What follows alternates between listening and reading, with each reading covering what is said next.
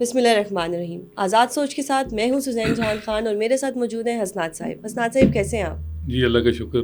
बड़े टाइम के बाद आपका और मेरा फ़ेस टू फेस हुआ। मैं यहाँ पे क्योंकि नहीं थी।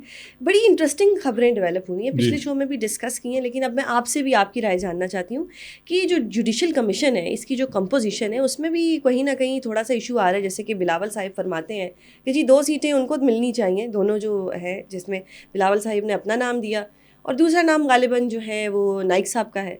अब मुझे बताएं कि बिलावल साहिब का एक कंसर्न तो ठीक है ना, मतलब 6 बंदे तो ऑलरेडी हुकूमत के अपने हैं। अब उसमें बिलावल साहिब की डिमांड जस्टिफाइड है या नहीं है, ये आप बताएं, क्योंकि मुझे तो लगता है जस्टिफाइड है। देखिए, मेरा ख्याल है कि मसला अब हल हो चुका है। मेरी आज बात हुई अटार्नी जनरल मंसूर अमान साहब से और मैंने पूछा कि जी आप जुडिशल कमीशन में कब हुकूमत की नॉमिनेशन जा रही हैं, तो उन्होंने कहा जी आज। तो फिर ये हुआ कि जी क्या बिलावल भुट्टो जरदारी और इरफान सदीकी होंगे, तो मोस्ट लाइकली का वर्ड, तो मतलब है यहाँ अभी डेडलॉक फुली सेटल नहीं ये नहीं हुआ, मे बी यही हो। पीपल्स पार्टी चाहती है कि जी फारूक इनायक और बिलावल हों, ठीक है, 2 हमारे कम अज़ कम हों। अब क्योंकि अटार्नी जनरल लॉ मिनिस्टर जो हैं वो नून लीग के हैं, ठीक है, और जो सेनेट से जो स्पीकर नेशनल असम्बली ने एक खातून या गैर मुस्लिम मिनॉरिटी से लेना है, वो भी speaker national assembly Ayaz Sadiq भी, तो नून लीग की ज़्यादा चांस है। 6 बंदे तो नहीं हो गए ना, 6 बंदे तो नहीं 3 हो गए ना उनके, अटार्नी जनरल लॉ मिनिस्टर और वो उनको गिनते। इस वजह से पीपल्स पार्टी चाह रही है कि 2 हों हमारे। अब उस दिन जो बताया जा रहा है बिलावल और शहबाज शरीफ साहब की मुलाकात लाहौर में हुई, वहाँ ये था कि जी एक बंदा आप ले लें और एक ये ले लें, ठीक है। तो अब देखते हैं, मेरा ख्याल है कि जब मफादात एक हों, एनिमी ये आपका राइवल एक हो जो मुखालिफ है इमरान खान पीटीआई, तो आपने फिर एडजस्ट करना होता है और वो कर रहे हैं। और देखिएगा कि ये कोई इतना बड़ा इशू नहीं है, कर लेंगे। लेकिन मुखालिफ तो इनके ये नून लीग भी थे माजी में, बिल्कुल, लेकिन अब आजकल तो ये की जो सूरत हाल है उसमें जो दरअसल बेसिकली इंस्ट्रक्शन मेरे ख्याल से कहीं और से आती हैं। आज अगर इनको इंस्ट्रक्शन आ जाए कि आपने खान साहब के साथ हो जाना है, तो ये शायद खान साहब के साथ हो जाए। बिल्कुल, इंस्ट्रक्शन तो कहीं और से वही बात है। फिलहाल वहाँ से तो यही है ना कि एक पेज ही चला जाए और पीटीआई के हवाले से सब टारगेट। लेकिन एक चीज़ आपने देखी होगी कि जो चीफ जस्टिस हैं याही अफरीदी, अब तक उनको दोनों तरफ से सराहा जा रहा है। पीटीआई के लोग भी उनको अप्रिशिएट कर रहे हैं और नून लीग के भी, पीपल्स पार्टी के भी। इस वक्त वो अभी तक की सूरत हाल में वो नॉन कंट्रोवर्शियल हैं। जो भी स्टेप उन्होंने लिए हैं, ठीक है, उन पे उनको किसी जगह से क्रिटिसिज्म नहीं आया, जो मैं समझता हूँ कि बहुत अच्छी बात है। लेकिन क्रिटिसिज्म आएगा क्योंकि याया अफरीदी साहब जो है वो गवर्नमेंट का टूल नहीं बन रहे। अब तक जो नजर आया उससे तो यही लग रहा है कि वो नहीं गवर्नमेंट के प्रेशर में। ये बात है और बिल्कुल पहले दिन ही उन्होंने पैगाम भेजा और उन्होंने कहा कि इंटरफेरेंस नहीं, ना इधर से हम कोई बंदों को बुलाएंगे आपके सीनियर ऑफिशियल, जिस तरह माजी में मिनिस्टर को तलब किया जाता था, लेकिन दूसरी तरफ ये होगा कि आपकी तरफ से भी इंटरफेरेंस नहीं होगी, और पैगाम वाज़ेह गया है। लेकिन अब हुकूमत के लिए भी मसला ये है कि आप जब खुद ही चीफ जस्टिस नामजद करें 3 में से, तो आपको यानी ज़रूरी है कि आपके लिए कि आप उनकी बात सुने। और मेरा ख्याल है यही मसला है वजह कि बताया जा रहा है कि कॉन्स्टिट्यूशन बेंच के लिए भी जो हुकूमत देख रही है, मे बी आखिर में एट द 11th आवर सूरत हाल चेंज हो जाए, वो ये है कि याही अफरीदी साहब ही कॉन्स्टिट्यूशन बेंच के हेड हों और इसी तरह मामला चलाया जाए। लेकिन जो जुडिशल कमीशन आपने देखा, 13 मेंबर्स का ये जुडिशल कमीशन है, इसमें अब 5 लोग हैं, यानी हुकूमत के आप कह सकते हैं, सही है, चाहे पीपल्स पार्टी, नून लीग। मुझे तो 6 लग रहे हैं, आप 5 कह रहे हैं, मुझे तो सारे ही उन्हीं नहीं लग रहे हैं। 5 वो हो गए, 6ठे पाकिस्तान बार काउंसिल के मेंबर, सही है, और अगर 5 सुप्रीम कोर्ट के जज हैं, सही है, और 2 अपोजिशन के लोग हैं जो उमर अयूब हैं और शिबली फराज हैं, सही हो गया। अच्छा, मजे की बात है कि पीटीआई ने कोई वकील नहीं किया, दोनों यानी शिबली फराज और उमर अयूब। हालांकि लतीफ खोसर साहब हो सकते थे, उधर से सेनेट में हामिद खान साहब हो सकते हैं। तो पीटीआई के इश्यूज है ना, पीटीआई लोगों को ये पता ही नहीं है कि जी हमने किसको कब कौन सी जगह पे बिठाना है और किससे हमने किस तरह का काम लेना है। तो यही मसला आता है पीटीआई के। पार्लिमानी कमेटी में लतीफ खोसर साहब और थे हामिद खान साहब। इस दफ़ा बज़ाहिर ये लगा कि वकीलों से हट के उन्होंने कहा जी कि सियासतदान हो, अब सियासतदान क्या इनपुट देंगे। लेकिन दूसरी तरफ आप देखें ना, बड़ा सरप्राइज है कि बिलावल खुद जुडिशल कमीशन में बैठे। यस, और ये बड़ा इसका मतलब है कि he is quite serious. Yes, और मैं समझता हूँ कि ये बड़ा अच्छी बात है। वो ये है कि चाहे वकील भी हो, वो पार्टी की जो डायरेक्शन होती है, जो की इश्यूज हैं, वो उसने जुडिशल कमीशन में फॉलो करनी है। अच्छा, इसमें अब जब चेयरमैन बैठेगा और है। वहाँ अगर जजेस की बात कन्विंसिंग होगी तो मेरा ख्याल है वो उनकी बात सुनेंगे। और अब देखना है जुडिशल कमीशन जो है, इसमें जो जजेस हैं, क्या वो एक पेज पे रहते हैं या वहाँ से कोई तकसीम आती है? क्योंकि यही अफरीदी साहब के बारे में यही मशहूर है कि ये सबको इकट्ठा लेके चलते हैं, और उनके बाद उन्होंने मैसेज भी यही है दिया कि हम यूनाइट हैं, जुडिशरी यूनाइट है। तो अब देखते हैं कि जब ये सूरत हाल बनती है तो क्या, जब अगर उनको प्रिजाइडिंग जज बनाया जाता है कॉन्स्टिट्यूशन बेंच का, तो जस्टिस मंसूर अली शाह भी कॉन्स्टिट्यूशन बेंच का हिस्सा होंगे। असूलन तो मैं समझता हूँ, उस दिन भी मैंने बात की कि सीनियर मोस्ट 5 का बेंच होना चाहिए। बिल्कुल, ये नहीं होना चाहिए। पाकिस्तान में असूल कहाँ चलते हैं? मुझे एक इसी जुडिशल कमीशन पे बताइएगा कि शिबली फराज साहिब, उमर अयूब, क्या इन दोनों में से एक नाम मौलाना फजलुर रहमान का हो सकता था? ये वैसे था इतला कि भाई कोई सेनेटर में भी उनकी तरफ से हो। अभी तक तो क्योंकि वो कहा जा रहा है कि उन्होंने नामजदगी कर दी। देखिए वो मौलाना साहब को दोबारा यूज कर लिया गया, क्या हुआ? नहीं, मौलाना साहब ने एक स्टेज पे तो पीटीआई को दिया है था। मेरा ख्याल है कि वो उनका ये होगा कि जो केपी में इलेक्शन नहीं हो रहा है, ये भी देखे ना, लम्हा फिक्रिया है कि एक सूबे में इलेक्शन ही सेनेट का नहीं हुआ, इतना बड़ा इशू है। इस पे अदालतें भी हमारी चुप हैं और भी लोग चुप हैं। काजी साहब चलेंगे, अब तो बोलेंगे नहीं, लेकिन वो इलेक्शन अभी एक सूबा उसकी रिप्रेजेंटेशन ही नहीं है। वहाँ इतला ये है कि वहाँ मौलाना साहब को यानी वहाँ कन्विंस किया गया था अमेंडमेंट से पहले कि आपको एक सीट दी जाएगी सेनेट में। वैसे उनकी नहीं बनती मे बी, लेकिन अगर ये जो सूरत हाल है, लेकिन उससे पहले जो बात है ना वो ये है कि जी क्या जो मखसूस नशिस्तों का फैसला है वो बड़ा चैलेंज है। और यही अफरीदी साहब के जो 2 बड़े चैलेंजेस हैं, उनमें एक जुडिशल कमीशन में कॉन्स्टिट्यूशन बेंचेस, और दूसरा कॉन्स्टिट्यूशन बेंचेस ऐसे हों ताकि ये तसर ना बने कि जी एग्जीक्यूटिव ने जो है वो उसका असर सुख बढ़ गया। तो दूसरा एग्जीक्यूटिव का असर सुख तो बड़ा है ना, ये तो माने ना कि एग्जीक्यूटिव ने जुडिशरी को नीचे लगा लिया। देखिए वो एक्शन क्या फैसले क्या होते हैं। दूसरा है मखसूस नशिस्तों का फैसला, जो अभी तक 12 जुलाई का फैसला अमल दरामद नहीं हो गया। अगस्त, सितंबर, अक्टूबर 3.5 महीने हो गए। सही है। और 3.5 महीनों में फैसला यानी उस पर अमल दरामद नहीं किया इलेक्शन कमीशन ने। क्या सुप्रीम कोर्ट ऐसी खामोश बैठे रहेगी कि भाई ठीक है जी अब फैसला हो गया? उस फैसले पे अब कंटेम्प्ट पिटीशन भी पीटीआई की दायर हो गई।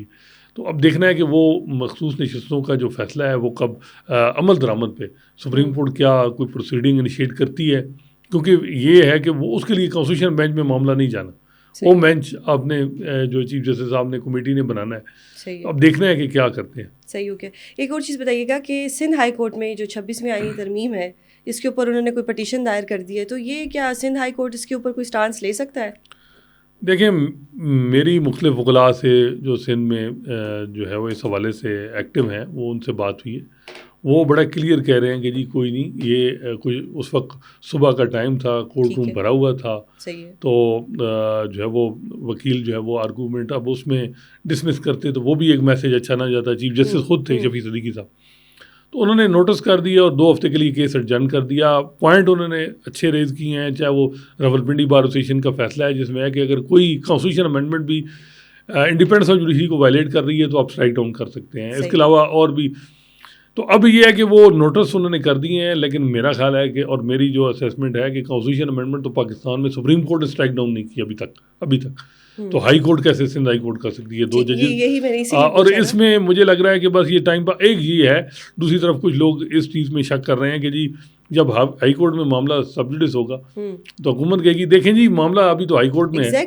हाँ ये है। तो मेरा ख्याल है कि हाई कोर्ट का कोई ऐसा इस पे उम्मीद नहीं रखनी चाहिए। ये मामला अल्टीमेट सुप्रीम कोर्ट ने और सुप्रीम कोर्ट ने 184(3) में देखना है।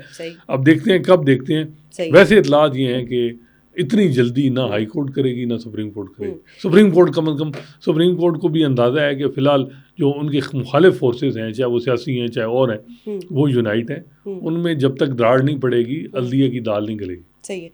नवाज शरीफ साहब मुल्क से बाहर, जरदारी साहब का भी कल एक थोड़ा फ्रैक्चर हो गया, अल्लाह उनको सेहत दे। ये दोनों लीडर्स हमारे मुल्क से बाहर चले गए, क्या कोई ख़तरे की बात है या कोई ख़बर अच्छी है या इमरान खान बाहर आने वाला, क्या हुआ है अचानक ही? पहले तो काजी फाइज ईसा गए, फिर हमारे नवाज शरीफ साहब गए, जरदारी साहब भी चले गए और अब उनका थोड़ा फ्रैक्चर भी हो गया। तो लगता है कि वो मुल्क से बाहर जो है क़याम ज़्यादा करेंगे। कोई रीज़न है इसके पीछे ख़ास या वैसे ही ये बाई चांस हो रहा है सब कुछ? मेरा ख्याल है कि वैसे ही बाई चांस गए हैं, कोई ऐसा मियाँ साहब तो बस वेट कर रहे थे कि 26वीं आईनी तरमीम हो। ये कोइंसिडेंट है कि जो ही काजी फैसल साहब गए तो साथ ही मियाँ साहब आए भी तब जब काजी फैसल साहब आए और गए। और मेरा ख्याल है कि नून लीग की पूरी ख्वाहिश अभी भी अगर आप समझें तो वो समझेंगे कि काजी फैसल साहब होते, और वो एक रियलिस्टिकली देखा जाए तो ठीक है। अब याहिया अफरीदी साहब जो हैं वो उस तरह तो नहीं हैं जिस तरह हस्टाइल टूवर्ड पीटीआई काजी फैसल साहब थे। अब इस वक्त हुकूमत को तो वो चीफ जस्टिस चाहिए जो पीटीआई के लिए हस्टाइल हो, वो काजी साहब ही थे। उस तरह का चीफ जस्टिस बड़ा मुश्किल है। तो मुझे लग रहा है कि ये वैसे ही गए और टाइमिंग सेम होगी, असल में टाइमिंग थोड़ी सी गलत लग रही है। हाँ, ये हो रहा है और दूसरा मे भी कोई, लेकिन कोई मुझे नहीं लग रहा कि कोई बड़ी इसमें ऐसी कोई चीज़ हो, क्योंकि इसमें प्राइमरी पार्टी कुछ और है, ये तो जो है वो जो वो कहते हैं कि साइड के प्लेयर हैं, हाँ, तो वो इस तरह नहीं है कि इनकी वजह से कोई हो तब्दीली या ज़ाहिर बात है। ये जिनको लग रहा है ना कि ये इनकी वजह से कुछ हो रहा है, वो हो कहीं और से ही रहा है। अच्छा, अब एक अमेंडमेंट आई है नेशनल असेंबली में 2 जी। एक तो प्रैक्टिस एंड प्रोसीजर पे, पहले प्रैक्टिस एंड प्रोसीजर पे बात करते हैं, उसके बाद एटीसी में जो आया है।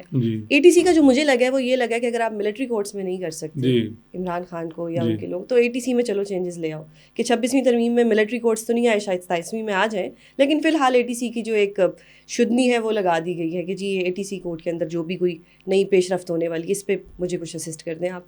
पहले प्रैक्टिस एंड प्रोसीजर पे देखिए, प्रैक्टिस एंड प्रोसीजर एक्ट में जो काजी फैसल साहब की फरमाइश पे ही मैं कहूँगा कि वो अमेंडमेंट आर्डिनेंस आया था, सही है कि जी एक तीसरा मेंबर कमेटी में वो अपनी मर्जी का, और उसमें और चीज़ें थी कि 184(3) में आपने पहले मेंटेनेबिलिटी डिसाइड करनी है, और सो मोटो जो पुराना है पहले वो टेकअप करना है, बाद में वो करना है। ठीक है, अब तो खैर वो सो मोटो ख़त्म ही हो गया है, अब तो पटिशन के बगैर सो मोटो ट्रैक्टरी नहीं लिया जा सकता। तो मुझे लग रहा है कि जो वो आर्डिनेंस है वही अभी तक मैंने देखा है कि वही टेबल हुआ है जो आर्डिनेंस था, जिस पे 63A और 26वीं आईनी तरमीम हुई, वो मामला रेफर कर दिया गया कमेटी में। अब कमेटी मुझे ये भी है कि उसमें अमेंडमेंट करेगी, और प्रिजाइडिंग जज जो आईनी बेंच के हैं वो बज़ाहिर ये लग रहा है कि उनको इसमें शामिल किया जाएगा, इसको प्रैक्टिस एंड प्रोसीजर एक्ट वाली कमेटी में।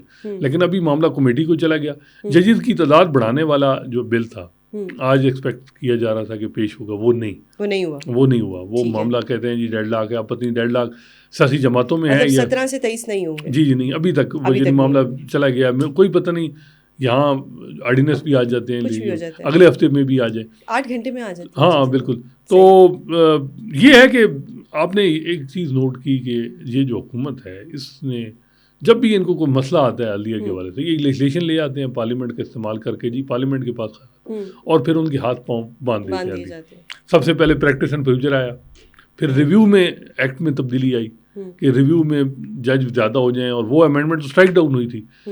Practice and procedure act endorse हुई, जिसकी वजह से ही एक रास्ता खुला पार्लियामेंट को कि जी सिंपल लेजिस्लेशन से इंटरनल प्रोसीडिंग सुप्रीम कोर्ट की रेगुलेट हो रही हैं। फिर आपने देखा 26वीं आईनी तरमीम आ रही है, कभी जजेस की तादाद बढ़ाने के लिए बिल आ रहे हैं, कभी क्या कुछ आ रहा है। तो अब ये है कि हुकूमत के पास और कोई काम ही बजारी है नहीं लग रहा कि और कोई काम है। एक ही काम है जी कि सिर्फ जुडिशरी को कंट्रोल, और उसके लिए हर रोज़ कानून कोई ना कोई आ जाता है, और उस कानून के तहत ताकि जो है वो कंट्रोल किया जाए। अब अदलिया देखते हैं फ़िलहाल प्रेशर में है, यूनिटी उनकी तरफ से ये है कि जी हम फिलहाल यूनाइट हों, लेकिन कब तक वो इन चीज़ों का वेट करेंगे, क्योंकि मसला ये है कि एक चीज़ वो मतलब कोई भी चीज़ वो वायरी देखते हैं, कल फिर एक एक्ट आ जाएगा। ठीक है, ये जो बिहेवियर है जमहूरियत में, ट्रैकोटमी ऑफ पावर का प्रिंसिपल, ये खुद ही देखना चाहिए इदारों में, और ये तरीका नहीं है एग्जीक्यूटिव भी पार्लियामेंट को इतना इस्तेमाल करे कि उसकी जो वक़ार है, वक़्त है, वही ख़त्म कर दे। सही हो। तो अब इस वक्त यही हो रहा है कि हर रोज़ कोई ना कोई आप नोट कर रहे हैं कि चीज़ आ रही है। अभी आपने ATA के एंटी टेररिज्म एक्ट में आप कह रही हैं कि तब्दीली आई, वो तब्दीली जो कि 3 महीने के लिए हिरासत में रखने का जो मैंने सही से देखा है कि जी उसके बाद FIR, मेरा ख्याल है कि ये तो किसी तरह भी सस्टेनेबल नहीं होगी ये जो अमेंडमेंट है। अब देखते हैं ये बिल जो है ये क्या कमेटी में गया है, तो कमेटी में भी बहस होगी, सही हो गया, फिर उसके बाद ये आएगा। लेकिन मसला ये है कि इस वक्त अदलिया फ़िलहाल कमज़ोर फुटेज पे, सही हो गया, और कमज़ोर है। दिन आपने देखा होगा कि कोई यूनिटी भी है, लेकिन यानी कोशिश की जा रही। ठीक हो गया। तो ये जो आ रही है लेजिस्लेशन, इनको स्ट्राइक डाउन करने के लिए भी तो एक चाहिए ना कि आप यानी आप कितने इस मामले में हैं कि आप इस चीज़ों को कैसे देख रहे हैं। सही हो गया। तो अब मौजूदा जो चीफ जस्टिस हैं याहिया अफरीदी, वो उन्होंने ATA एंटी टेररिज्म जो केसेस हैं उनके हवाले से जो एडमिनिस्ट्रेटिव जजेस हैं उनकी मीटिंग बुलाई है हाई कोर्ट में। जो एडमिनिस्ट्रेटिव जजेस वो 7 नवंबर को, और उन्होंने कहा कि जी रिपोर्ट भी दें कि दहशतगर्दी के केसेस की क्या सूरत है। अब ATA के जज यानी जो केसेस में ये जो अमेंडमेंट है, ये तो मुझे लग रहा है कॉन्स्टिट्यूशन अमेंडमेंट से भी इसको कवर अप करना बड़ा मुश्किल है, और सिंपल लेजिस्लेशन से तो ये चैलेंज तो फ़ौरन हो जाएगा, हाई कोर्ट में भी होगा, सुप्रीम कोर्ट में भी होगा। लेकिन क्या ये इस वक्त अदलिया इस पोजीशन में है कि स्ट्राइक डाउन करे? सही हो गया इसमें तो, क्योंकि मुझे लग रहा है कि पावरफुल सर्कस की भी आशीर्वाद होगी। सही हो गया, क्योंकि मिलिट्री कोर्ट बज़ाहिर ये लग रहा है, और जो तजवीज़ हुकूमत की ठीक भी है कि खामखा जो है वो इससे फ़ौज पे बात आती है तो आप ATA में तब्दीली लाएं और उससे सख्त कानून आप लाएं, और जज भी अपने लगाएं अपने हिसाब से। अभी जिस तरह जज अबुल हसनात साहब हैं या और कई ऐसे जजेस हैं, इन्हीं की बात करने आ रही थी मैं कि ये एक थोड़ी सी कंट्रोवर्सी है या नहीं है, बट मुझे जो सुनने में लगा कि अबुल हसनात साहिब के ऊपर एक इल्ज़ामात लगते रहे हैं, ATC के स्पेशल जज है, फिर कल जो एक मियां गुल हसन ज़ेब साहिब की तरफ से उनसे एक मांगा गया एक तरह से रिप्लाई, उसके बाद उनकी स्टेटमेंट बिल्कुल ही और होगी। पहले जो एक गुस्सा या थोड़ा सा एग्रेशन नज़र आया, नेक्स्ट डे एग्रेशन थोड़ा कम नज़र आया।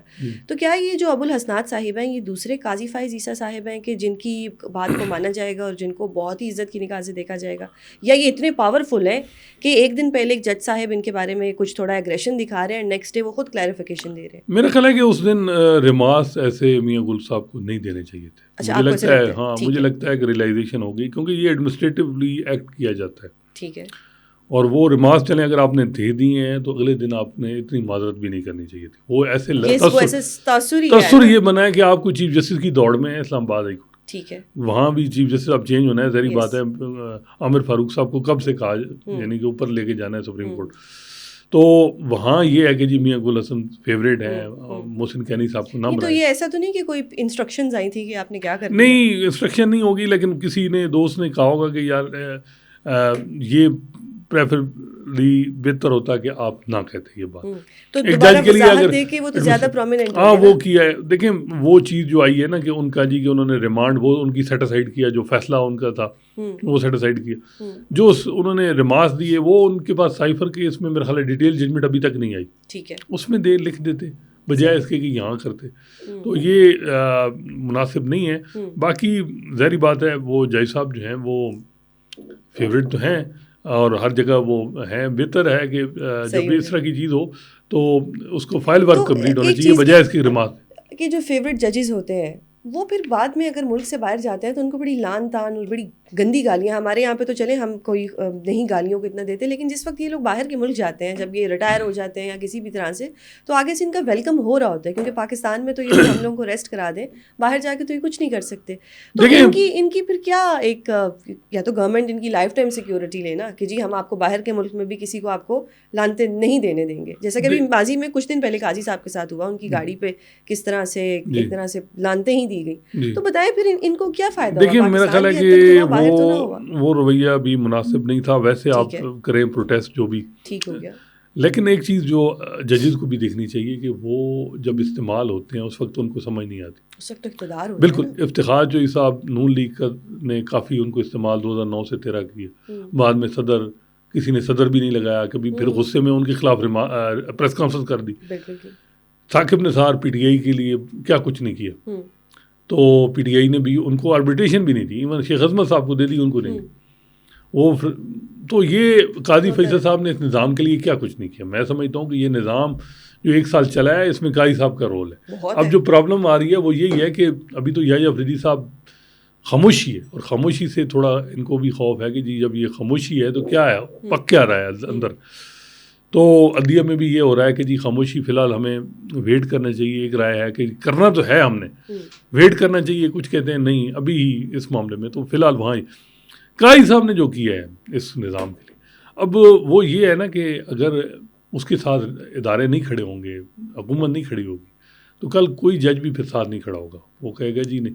फिर इंश्योर करना होता है। आपने देखा जावेद इकबाल साहब की खिदमात नेशनल ट्रस्ट में जो उन्होंने दी, उसके बाद अभी तक वो इनको मिसिंग पर्सन के कमीशन में कभी ना कहीं उनको ओबलाइज किया जाता है। इसी तरह अकाई साहब को भी ओबलाइज रखा जाएगा, क्योंकि ये तसुर फिर गलत जाएगा दूसरे जजेस जो सर्विंग हैं कि भाई इतना कुछ करके उनको अच्छा तासुर है ना, ताकि जजेस अपनी ज़मीर के लिहाज से जो है फैसले दें कि जी हम लोगों को कल को इन्होंने कहाँ प्रोटेक्ट हाँ। लेकिन काई साहब जो हैं वो एक ज़िद्दी हैं, उनकी शख्सियत जो है वो एक जिद है, बड़ी बड़ी भरी हुई। जिद नहीं, वो बुग़्ज़ इमरान था, वो जिद नहीं थी। वो जो भी आप कह सकते हैं, लेकिन वो इन चीज़ों से मैं समझता हूँ वो पीछे नहीं हटेंगे, बल्कि आगे जाएंगे, अग्रेसिव लाएंगे।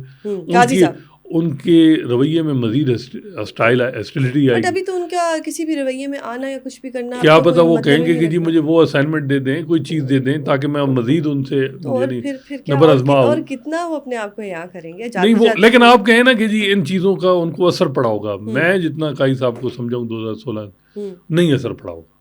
ठीक है, वो उन लोगों को देखते हैं, सुनते हैं जो उनके मद्दा है, दूसरों को तो वो कहते हैं मुझे परवाह ही नहीं है। ठीक है, तो मेरा ख्याल है कि इस चीज़ का आप कहेंगे जी हाँ ये है कि वो मैसेज बड़ा अच्छा नहीं गया जो उन्होंने सर नीचे करके वो जा रहे थे। वो अगर उन्होंने इतना काम किया तो छुपने की ज़रूरत नहीं थी उनको। और दूसरी बात यह कि ये जो लोग हैं इनको भी देखना चाहिए। देखें बात ये हिस्ट्री ने अब उनको जज करना है, इस तरह करके भी देखें। ये तसर जो भी PTI का पहले भी जो चीज़ रही है वो कोई डेटरेंस तो ये बना नहीं पाते। जब ये चीज़ करते हैं तो खुद ही ज़्यादा, बल्कि इनकी जो पूरी पार्टी का एक है ना कि जी ये जो इनका रवैये और जो वो एक चीज़ आती है और पार्टी पे ज़्यादा ही फिर मुश्किलें आती हैं। बिल्कुल ठीक हो गया। हसनात साहिब आपके वक्त का बहुत शुक्रिया। मुझे आपसे बहुत कुछ जानने को मिलता है और हमेशा एक बड़ा ना ट्रांसपेरेंट होता है, आप कभी भी किसी की साइड लेके बात नहीं करते, एक ट्रांसपेरेंट जवाब मिलता है। आप सबका भी बहुत शुक्रिया। अगर आपको हमारा चैनल पसंद आए तो उसको लाइक और सब्सक्राइब ज़रूर कीजिएगा। अल्लाह हाफ़िज़।